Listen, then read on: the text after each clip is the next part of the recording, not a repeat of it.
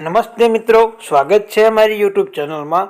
જો તમે અમારી ચેનલને સબસ્ક્રાઇબ ના કરી હોય તો જરૂરથી કરી નાખો, જેથી કરીને રોજે રોજના અને મહત્વના સમાચાર તમને મળી શકે। વાત કરીએ આજના મહત્વના સમાચારની તો સોનાના ભાવમાં થઈ રહ્યો છે સતત વધારો। ચાંદીની કિંમત પણ 80,000ની નજીક પહોંચી। ટ્રેન્ડિંગ સરેરાશનું સોનું 63,050 રૂપિયાએ પ્રતિ 10 ગ્રામે થયું બંધ। સોનાના ભાવમાં સતત વધારો થઈ રહ્યો છે। આજે પણ સોનાના ભાવમાં વધારો થયો। મલ્ટી કોમોડિટી એક્સચેન્જ ગોલ્ડની સાથે દિલ્હીના બુલિયન માર્કેટ યાર્ડમાં સોનાની કિંમત વધી રહી છે। આજે આખા દિવસમાં કારોબાર બાદ દિલ્હીના બુલિયન માર્કેટ યાર્ડમાં સોનાની કિંમત 63,300 ઉપર બંધ થઈ હતી, તેમજ ચાંદીની કિંમતમાં પણ 80,000 સુધી પહોંચી ગઈ હતી। ત્યારબાદ દેશભરમાં ફરી કોરોનાના કેસમાં થયો વધારો। કુલ કોરોનાના એક્ટિવ કેસ 2,997ને પાર પહોંચી ગયા। અત્યાર સુધીમાં 22 નવા કેસ નોંધાયા। ગુજરાત સહિત દેશભરમાં ફરી કોરોનાના કેસમાં વધારો થઈ રહ્યો છે, જેના પગલે સરકાર અને લોકોમાં ચિંતામાં વધારો થયો છે। 21 ડિસેમ્બર સુધીમાં કોરોનાના નવા કેસનો વેરિયન્ટ અત્યાર સુધીમાં 22 કેસો નોંધાયા છે। છેલ્લા 24 કલાકમાં કોરોનાના નવા કેસ નોંધાયા છે, જ્યારે એક વ્યક્તિનું મોત પણ નીપજ્યું હતું અને વેરિયન્ટનો પહેલો નવો કેસ કેરળમાં નોંધાયો હતો મિત્રો। ત્યારબાદના સમાચારની વાત કરીએ તો મુંબઈ ઇન્ડિયન્સના કેપ્ટન હાર્દિક પંડ્યાને ઓડીઆઈ અને ઘૂંટણની ઈજા વકરી હોવાથી તેને આઈપીએલમાં આરામ અપાય તેવી શક્યતા છે। તેની ઘણી ગંભીર ઈજા છે, તે રમી નહીં શકે તેવી હાલતમાં નથી। તેના સૂત્રો અને ભૂતપૂર્વએ જણાવ્યું છે કે ટીમ ઇન્ડિયાના ઓલરાઉન્ડર હાર્દિક પંડ્યાને વર્લ્ડ કપ 2023ની શરૂઆતની મેચો દરમિયાન ઈજા થઈ હતી, જે બાદ તે ક્રિકેટના મેદાનથી દૂર રહ્યા છે। હાર્દિક પંડ્યા વર્લ્ડ કપ 2023 અને ત્યારબાદ સાઉથ આફ્રિકાના પ્રવાસ બાદ ઓસ્ટ્રેલિયાની સામેની 5મી મેચમાં ઘર આંગણાની T20 ઇન્ટરનેશનલ શ્રેણીમાં પણ બહાર રહ્યા હતા, પણ હવે તેઓ ફિટનેસને લઈને મોટું અપડેટ સામે આવ્યું છે। હાર્દિક પંડ્યા T20, આઈપીએલ અને અફઘાનિસ્તાન સામેની T20 શ્રેણીમાંથી પણ બહાર કરવામાં આવશે મિત્રો। ત્યારબાદના સમાચાર જાણીએ તો આખા ગુજરાતમાં દારૂની છૂટ એવા ફેક ન્યૂઝ ફેલાયા હતા। જોકે આખા ગુજરાતમાં નહીં, પરંતુ ગાંધીનગરની ગિફ્ટ સિટીમાં જ છૂટ છે। ગિફ્ટ સિટી સિવાય બધે જ દારૂબંધી છે। ગુજરાત સરકારના ગાંધીનગરમાં ગિફ્ટ સિટીના દારૂ પીવાની છૂટ આપતો નિર્ણય જાહેર કરવામાં આવ્યો હતો, જે ફેક ન્યૂઝ ફેલાયા હતા। આખા રાજ્યમાં દારૂની છૂટ આપવામાં આવી છે। નિર્ણય મુજબ ગાંધીનગરની ગિફ્ટ સિટીમાં કામ કરતા કર્મચારીઓ, અધિકારીઓ તેમજ ગિફ્ટ સિવાયની મુલાકાત આવનારા દારૂના લોકો તેનું સેવન કરી શકશે, તેને બહાર લઈ જવાશે નહીં મિત્રો। જોઈએ તો લાઉડ સ્પીકરને લઈને અહીંયા ફરિયાદ કરો। આઈપીએસ ઓફિસર હસમુખ પટેલે એક્સ પર પોસ્ટ કરતા લખ્યું હતું, લાઉડ સ્પીકરને લઈને ફરિયાદ હોય તો અમને 100 નંબર પર રજૂઆત કરી શકો છો। જોકે આગામી સમયમાં શાળા અને કોલેજની પરીક્ષાઓ નજીક હોય તો રાત્રે મોડા સમય સુધી લાઉડ સ્પીકર વગાડવાનો ગુનો છે। લાઉડ સ્પીકર રાત્રે 10થી સવારે 6 વાગ્યા સુધી વગાડી શકાય નહીં। સવારે 6 વાગ્યાથી રાત્રે 10 વાગ્યા સુધી લાઉડ સ્પીકર અવાજની મર્યાદામાં જ વગાડી શકાય છે મિત્રો। નિયમનો ભંગ થતો હોય તો રજૂઆત કરી શકો છો મિત્રો, તેવું આઈપીએસ ઓફિસર હસમુખ પટેલે ટ્વિટર પર ટેગ કરીને કહ્યું હતું।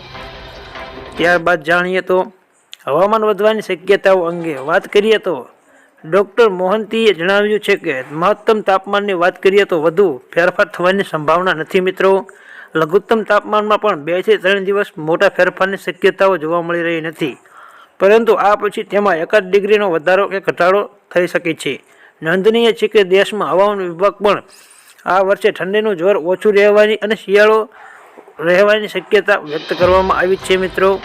તેમાં જોઈએ તો તેમણે વધુમાં જણાવ્યું છે કે રાજ્યમાં સૌથી નીચું તાપમાન નલિયામાં 13.5 ડિગ્રી સેલ્સિયસ નોંધાયું છે, જ્યારે 17.7 ડિગ્રી અને ગાંધીનગરમાં 16 ડિગ્રી તાપમાન નોંધાયું છે। તાપમાનમાં આગામી સમયમાં ઘટાડો થવાની શક્યતા ઓછી છે, પરંતુ ઘટાડો થાય તો 1 કે 2 ડિગ્રીનો ઘટાડો થઈ શકે છે મિત્રો। એટલે કે અત્યારે કોઈ પણ જાતની ઉપાધિ જેવું રહ્યું નથી મિત્રો। ત્યારબાદના સમાચારની વાત કરવામાં આવે તો ખેડૂતોનો ઉગ્ર વિરોધ। ગુજરાતના ખેડૂતો જાય તો ક્યાં જાય? નિકાસ બંધ થતાં ડુંગળી મળી રહી નથી અને ખેડૂત રસ્તા પર ફેંકી દેવા મજબૂર થઈ રહ્યા છે। સામાન્ય લોકોને મોંઘવારી નથી મળતી। ડુંગળીના ભાવને લઈને ખેડૂત આકરા પાડીએ। ગોંડલ માર્કેટયાર્ડમાં સતત બીજા દિવસે ખેડૂતોનો વિરોધ। જૂનાગઢ અને વિસાવદરમાં મામલતદારના ટેબલ પર ડુંગળી ફેંકીને નોંધાવ્યો વિરોધ। નાગરિકોએ આજે પણ માર્કેટમાં 50 થી 70 રૂપિયા કિલો મળી રહી છે ડુંગળી. રાજ્યમાં હાલ લાલ ડુંગળીની ખેતી કરતા ખેડૂત જગતના તાતને જાણે મીઠી બેઠી છે. વાત જાણે એમ છે કે ડુંગળીના નિકાસ બંધના કારણે ખેડૂતોને ભાવ ન મળતા હોવાથી તેઓ ચિંતામાં મુકાયા છે મિત્રો. એટલે કે ખેડૂતોએ કર્યું છે ખૂબ જ મોટું ઉગ્ર આંદોલન મિત્રો. ત્યારબાદના સમાચાર જાણીએ તો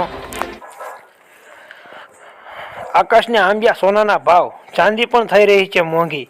સોનાના ભાવ પ્રતિ 10 ગ્રામના 60,000 અને ચાંદીના ભાવ પણ ડોલરે ચડ્યા છે મિત્રો. મુંબઈમાં સોનાના ભાવ શુક્રવારે તેજી જોવા મળી રહી છે. સોનાના ભાવ પ્રતિ 10 ગ્રામે રૂપિયા 63,000 નજીક પહોંચી ગયા છે. બીજી બાજુ ચાંદીના ભાવમાં પણ ઉછાળો જોવા મળી રહ્યો છે. નિષ્ણાતો મુજબ એક સમયે પ્રતિ 10 ગ્રામના ભાવ 60,000ના સ્તરે વેચાતું સોનું આજે મોંઘું થઈ ગયું છે. આગામી સમયમાં સોનાના ભાવમાં ઉછાળો જોવા મળી શકે છે મિત્રો. તો છેલ્લા કેટલાક દિવસથી સોનાના ભાવમાં કોઈ પણ જાતનો ઘટાડો જોવા મળ્યો નહોતો, જેથી કરીને અત્યારે શુક્રવાર અને ગુરુવારે 2 દિવસથી સોનાના ભાવમાં તેજી આવી રહી છે મિત્રો. તે 63,000ને પાર થઈ રહ્યું તમને મળી શકે. તો વાત કરીએ તો ભાવનગર જિલ્લામાં આ વર્ષે ખેડૂતો દ્વારા મગફળી, કપાસના મોટા પ્રમાણમાં વાવેતર કરવામાં આવ્યું હતું. યાર્ડમાં કપાસ, મગફળી, તલ, બાજરી, સોયાબીન, ચણા સહિત વિવિધ પ્રકારની જણસીની હરાજી કરવામાં આવી હતી. મહુવા માર્કેટ યાર્ડમાં 6,144 ગુણી નવી મગફળીની આવક થઈ હતી. એક મણના નીચા ભાવ 1,080 રૂપિયા હતા, તેને ઊંચા ભાવ 1,475 રૂપિયા સુધી રહ્યા હતા. માર્કેટ યાર્ડમાં 188 ગાંસડી કપાસની આવી હતી, તેમાં મણના ભાવ હતા મિત્રો. ત્યારબાદના સમાચાર જાણીએ તો રાજકોટ માર્કેટ યાર્ડમાં વહેલી સવારથી જણસીની મબલક આવક થઈ હતી. રાજકોટ માર્કેટ યાર્ડમાં કપાસ, મગફળી, સોયાબીન, લસણ, કઠોળ અને શાકભાજી સહિતના પાકોમાં મોટા પ્રમાણમાં આવક થઈ હતી. રાજકોટના માર્કેટ યાર્ડમાં 6,600 ક્વિન્ટલ કપાસની આવક થઈ હતી. કપાસના ભાવની વાત કરવામાં આવે તો ખેડૂતોને કપાસનો ભાવ 1,280 થી ₹1,485 સુધીનો મળ્યો હતો. કપાસની સાથે સાથે ડુંગળી અને ટુકડા ઘઉંની પણ મોટા પ્રમાણમાં આવક થઈ હતી મિત્રો. એટલે કે રાજકોટ માર્કેટ યાર્ડમાં 6,600 ક્વિન્ટલ કપાસની જ આવક થઈ હતી. તેના ભાવ 1,280 થી લઈને 1,485 સુધી બોલવામાં આવ્યા હતા. ત્યાર પછી વાત કરીએ તો અમરેલી જિલ્લામાં આગામી 5 દિવસ હવામાન ઠંડુ અને સૂકું ચોખ્ખું રહેવાની શક્યતા છે. મહત્તમ તાપમાન 31 થી 33 ડિગ્રી અને લઘુત્તમ તાપમાન 13 થી 15 ડિગ્રી જેટલું રહેવાની શક્યતા છે. 13 થી 17 ડિસેમ્બર દરમિયાન વરસાદની કોઈ શક્યતા નથી. તારીખ 15 અને 16 ડિસેમ્બરના રોજ સવારના સમયે ઘણા વિસ્તારોમાં ઝાકળ પડવાની શક્યતા છે. તેમજ 18 થી 22 ડિસેમ્બર દરમિયાન સૌરાષ્ટ્રમાં વિસ્તારમાં હવામાન આંશિક વાદળછાયું અને આંશિક ભેજવાળું રહેવાની શક્યતા છે. ત્યારબાદ વરસાદની કોઈ પણ શક્યતા નથી મિત્રો. પછી વાત કરીએ તો મધ્યપ્રદેશના મુખ્યમંત્રી પદે પસંદગી પામેલ મોહન યાદવ આજે બુધવારે સીએમ તરીકે ગુપ્તાના શપથ લીધા છે. ભારતીય જનતા પાર્ટીના કાર્યક્રમ વડાપ્રધાન નરેન્દ્ર મોદી, કેન્દ્રીય ગૃહમંત્રી અમિત શાહ અને ભાજપ આશ્રિત રાજ્યોના મુખ્યમંત્રી અને અન્ય નેતાઓ હાજર રહ્યા હતા. ભાજપના મધ્યપ્રદેશના યુનિટ વડા વિષ્ણુદત્ત શર્મા અને આઉટગોઈંગ મુખ્યપ્રધાન શિવરાજસિંહ ચૌહાણ સમારોહની તૈયારીમાં સમીક્ષામાં કરી હતી મિત્રો. એટલે કે મધ્યપ્રદેશના મુખ્યમંત્રીએ આજે શપથ લઈ લીધા હતા મિત્રો. ત્યારબાદ મહત્વના સમાચાર મળી રહ્યા છે. રાજકોટમાં સોના ચાંદીની ભાવની વાત કરવામાં આવે તો આજે સોનાના ભાવ 61,370 છે, જ્યારે ચાંદીના ભાવમાં સામાન્ય ઘટાડો આવ્યો છે. ચાંદીના ભાવ આજે 72,000 થી 72,090 સુધીના હતા મિત્રો. ત્યારબાદ સોનાને લઈને રાજકોટ કરતાં અમદાવાદમાં સસ્તું હતું મિત્રો. રાજકોટ બાદ જો અમદાવાદ શહેરની વાત કરવામાં આવે તો અમદાવાદમાં પણ સોનાના ભાવ આસમાને છે. અમદાવાદમાં આજના સોનાના ભાવની વાત કરવામાં આવે તો આજે અમદાવાદમાં સોનાના ભાવ 61,160 રૂપિયા નોંધાયા હતા મિત્રો. જ્યારે ચાંદીના ભાવની વાત કરવામાં આવે તો ચાંદીનો ભાવ 71,580 રૂપિયા નોંધાયો છે. એટલે કે મિત્રો રાજકોટ કરતાં અમદાવાદના ભાવ વધુ મોંઘા લાગી રહ્યા હતા. અમદાવાદમાં સોનું આજે ખૂબ જ તેજી પામી રહ્યું છે મિત્રો. ત્યારબાદ બુધવારે ભારતની નવી સંસદમાં સુરક્ષામાં મોટી ખામી જોવા મળી હતી. સત્રની કાર્યવાહી દરમિયાન 2 કલાક 2 લોકો સંસદ ભવનમાં ઘૂસી ગયા હતા. બંને આરોપીઓ સંસદ ભવનમાં ઘૂસીને પીળા રંગનો ધુમાડો કર્યો હતો. ધુમાડો થતાં સંસદ ભવનમાં હોબાળો મચી ગયો હતો. તમામ સુરક્ષાકર્મી તાત્કાલિક આરોપીને પકડવાનો પ્રયાસ કરવા લાગ્યા હતા. આ હુમલા વખતે રાહુલ ગાંધી પણ સંસદમાં હાજર હતા. રાહુલ ગાંધીએ પોતાની સીટ પર ઊભા થઈને ચોંકી ગયા હતા. જોકે હુમલા દરમિયાન રાહુલ ગાંધી ઊભા રહીને આસપાસ જોતા રહ્યા, પરંતુ તેઓ સીટ પરથી એક પણ ઇંચ ખસ્યા નહોતા મિત્રો. એટલે કે બુધવારના દિવસમાં સંસદમાં સુરક્ષામાં મોટી ખામી જોવા મળી હતી મિત્રો. તેમાં વાત કરીએ તો લોકસભામાં પ્રેક્ષક ગેલેરીમાં કૂદેલા યુવકનું નામ સાગર અને મનોરંજન હોવાનું કહેવાય છે. સંસદની કાર્યવાહીમાં સામેલ સાંસદ દાનિશ અલીએ જણાવ્યું છે કે સંસદમાં કૂદનારા યુવક ભાજપના સાંસદના નામ પર લોકસભામાં વિઝિટર પાસી લઈને કાર્યવાહી જોવા મળી હતી. મિત્રો, સુરક્ષા કર્મીઓએ સંસદના અરાજકતા ફેલાવવા દીધેલા આવેલા યુવકને ધરપકડ કરીને પૂછપરછ પણ શરૂ કરવામાં આવી હતી. મિત્રો, સંસદ બહાર એક મહિલા અને